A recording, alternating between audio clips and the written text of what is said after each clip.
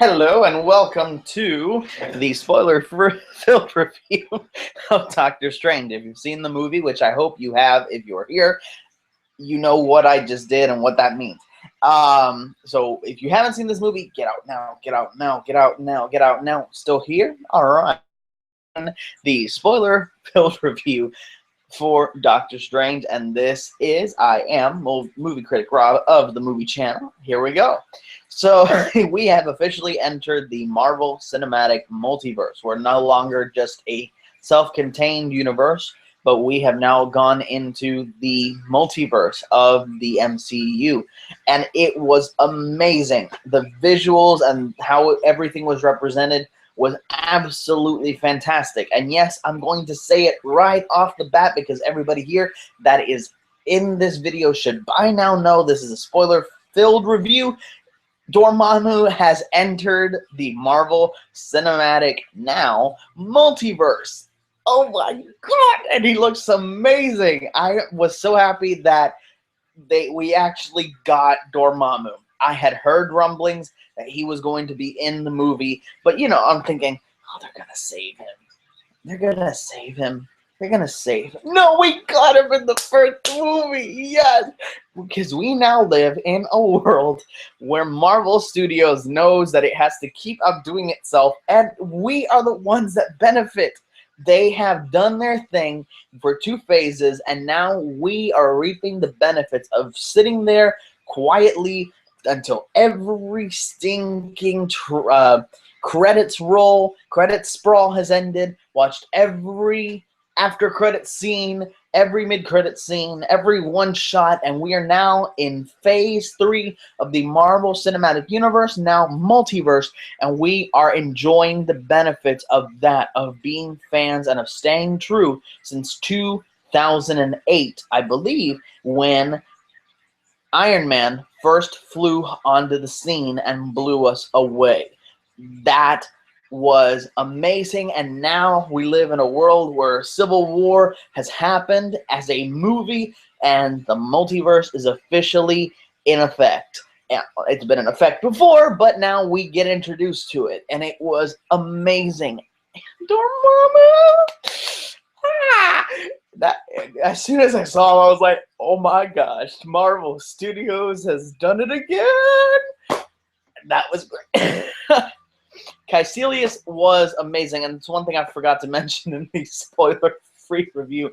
Caecilius was good. I mean, you know, the one Achilles heel of Marvel Studios is its villains, and although they're compelling, you kind of forget them. And I'm so sorry because Mads Mikkelsen is one of my favorite actors, and he was great. But it became an afterthought when Dormammu entered the picture, quite literally.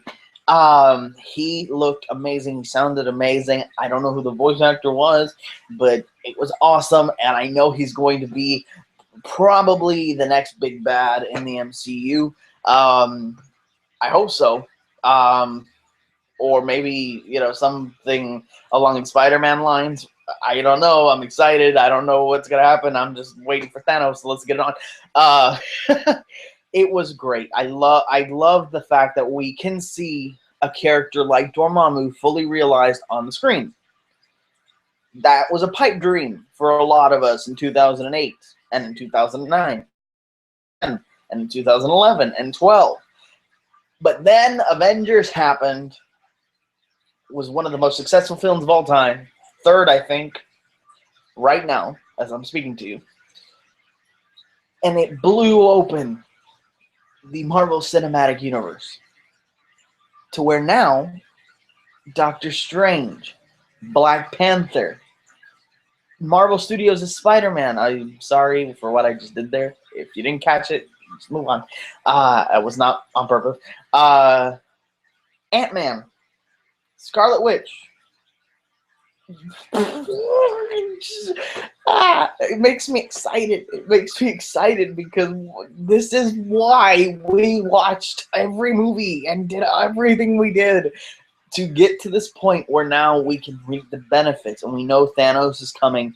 And I love one of the things I loved about the movie was the after credit scene with Thor, because I saw they were filming Thor Ragnarok in New York, and there was a picture.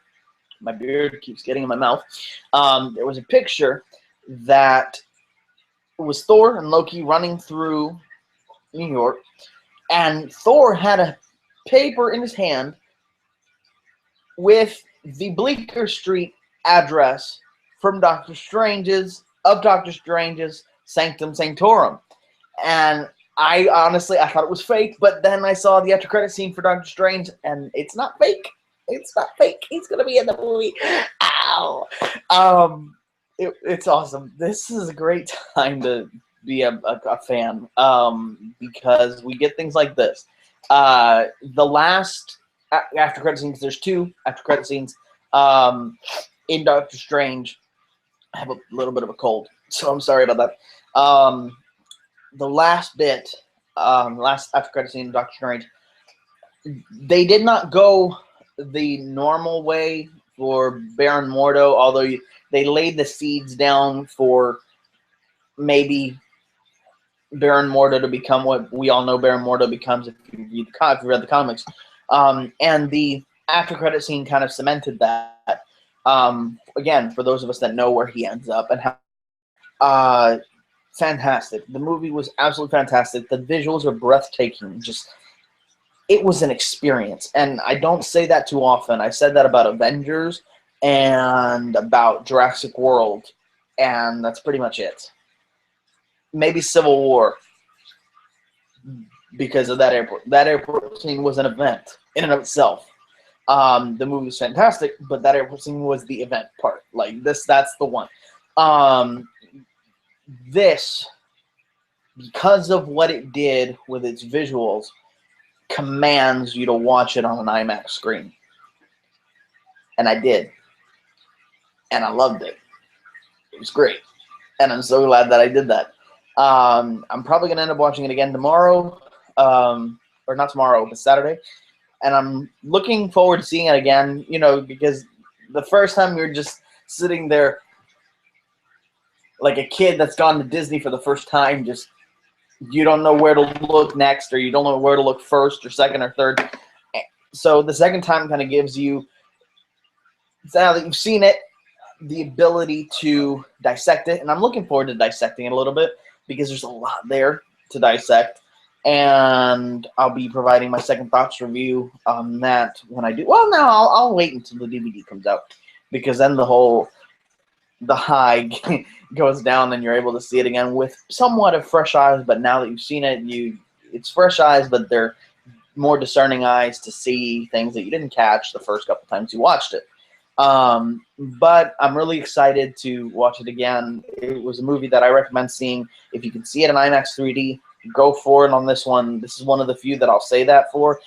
You know me, I watch movies as cheaply as possible, out of necessity, and also because movies sometimes they don't beckon that you see it 3D screen, because it really doesn't add anything to it.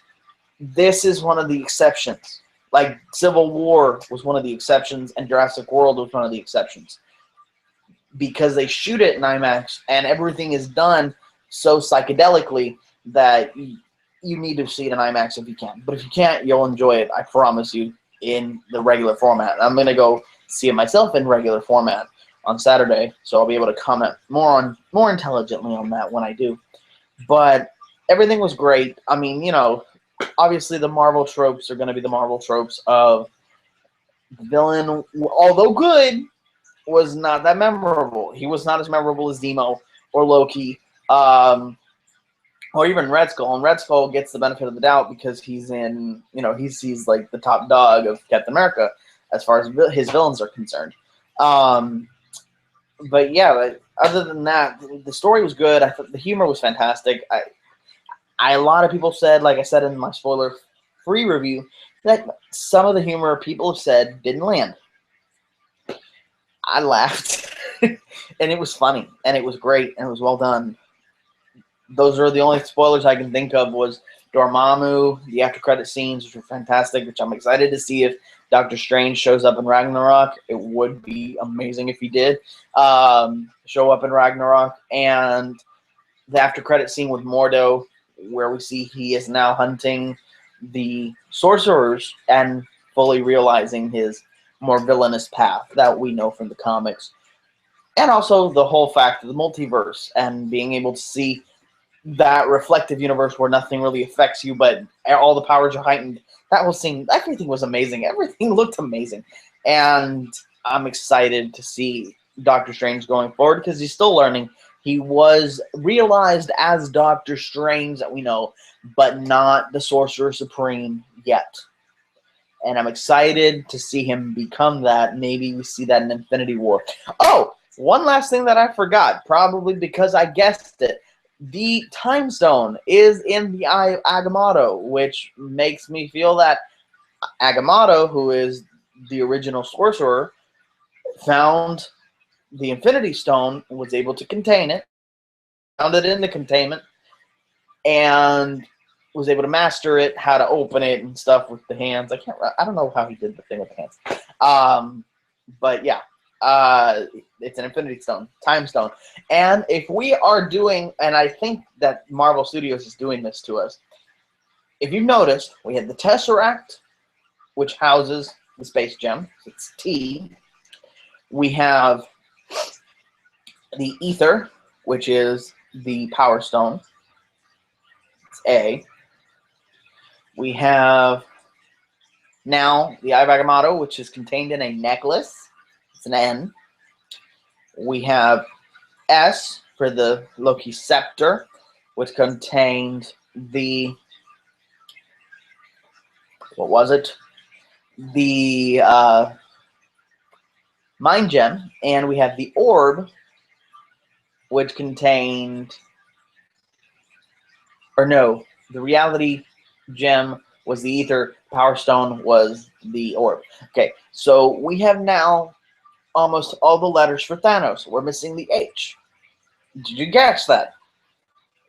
If we're going Tesseract, Ether, starts with an A, necklace for the Eye of Agamotto, which is a necklace, Orb, and Scepter, we're missing an H, and it will spell out Thanos.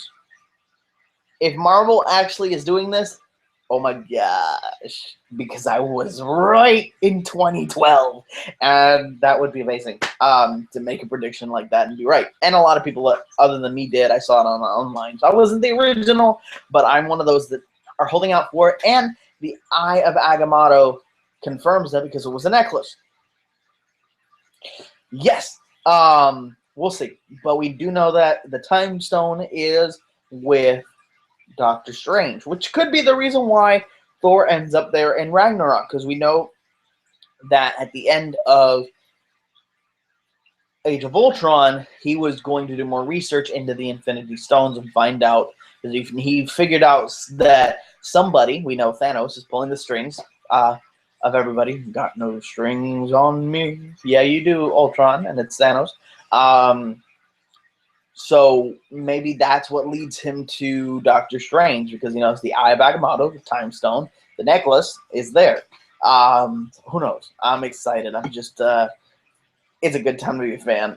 And I know I'm gushing. This whole video has been a big gush, but it's awesome. Dormammu looked amazing. The fact that we have an Infinity Stone, which was mentioned at the end kind of casually, which was great.